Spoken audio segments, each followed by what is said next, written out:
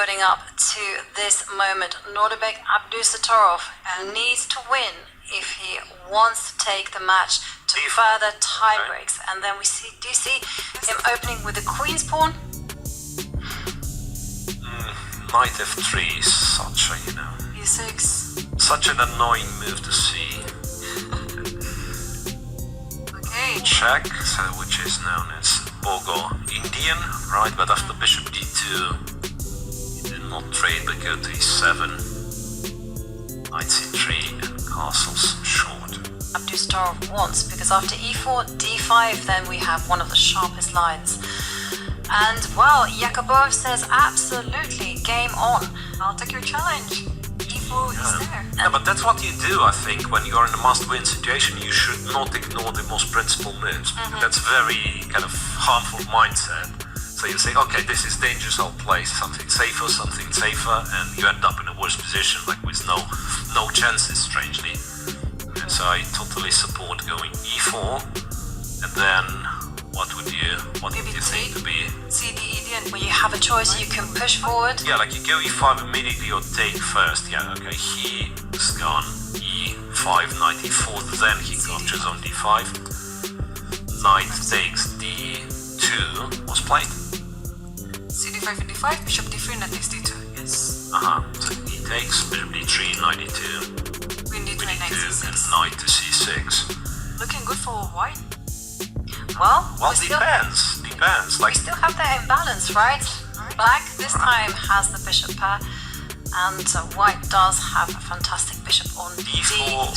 d4 is a potential target, and from my experience in Bogo Indian, that f4 would mean that white's center is completely secure. Like with the pawn on f2, it's not as much.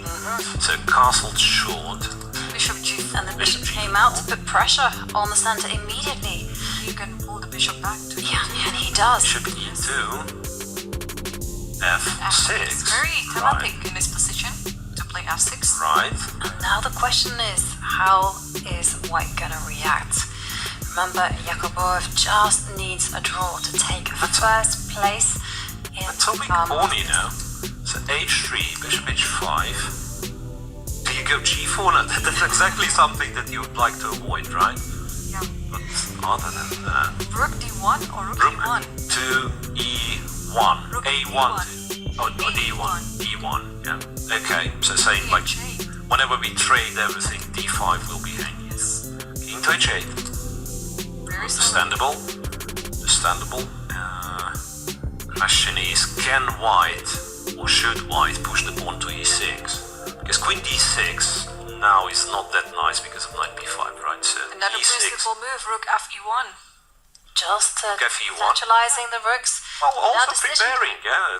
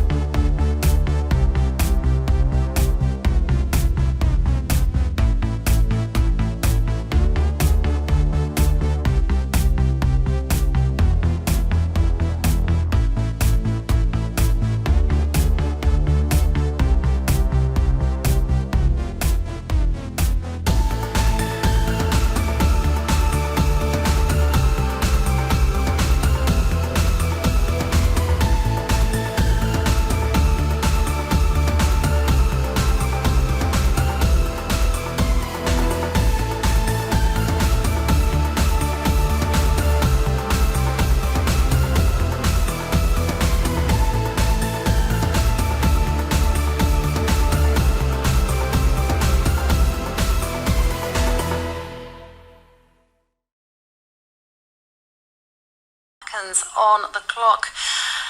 And Yakubboev, he has just 10 seconds. So now, just don't lose on time. I think that's the only thing which on his mind. Well, a draw is sufficient to net him first prize, $25,000 and the title of Qatar Masters Open champion, and it's on the board. But now the material is equal with lots of extra pawns, so technically speaking, white is even winning in this position. But you don't need to. You don't need to, right? And it's making the job easier. I think that's exactly what might, kind of play a trick with your mind, that you think, but I'm winning, so let's win. Well, there is a threat against the rook on e2, and so that's why it gets moved to the center, and I like Yakubboev's strategy, putting his king on a dark square. And Rook e4 is a clever move, right? Because d4 is hanging after d3. You can just put the rook behind it, or rather play f4 first. To take away all the squares from the king. But d3, no, he doesn't play f4 first, which might have been a better move, to be honest. Yeah, but there is rook d7 as well. Yeah, and you cannot trade, so that's, once again a move with the 10. You know what's gonna happen? Bishop take d3. It's cynical. I know, this is by far not the best move in the position, but that's what you do when you only need a draw. Just get rid of any possible danger. And goes back to f6. Right? Can you still... No, the white king just approaches. Oh, king f3, so now the king is in the square, right? Yep. Bishop e6, and now you can trade on e7, and he captures on d3, still not obvious, but and yes. He shook hands. And that is it. That With is it. 2 victories, Nordibek Yakubboev is the winner of the Qatar Masters Open. And what a sensational result for the Uzbek player. I mean, who could have predicted it? This is one of the strongest opens in the world. Magnus Carlsen is here, Hikaru Nakamura, Anish Giri. But the champion is Nordibek Yakubboev.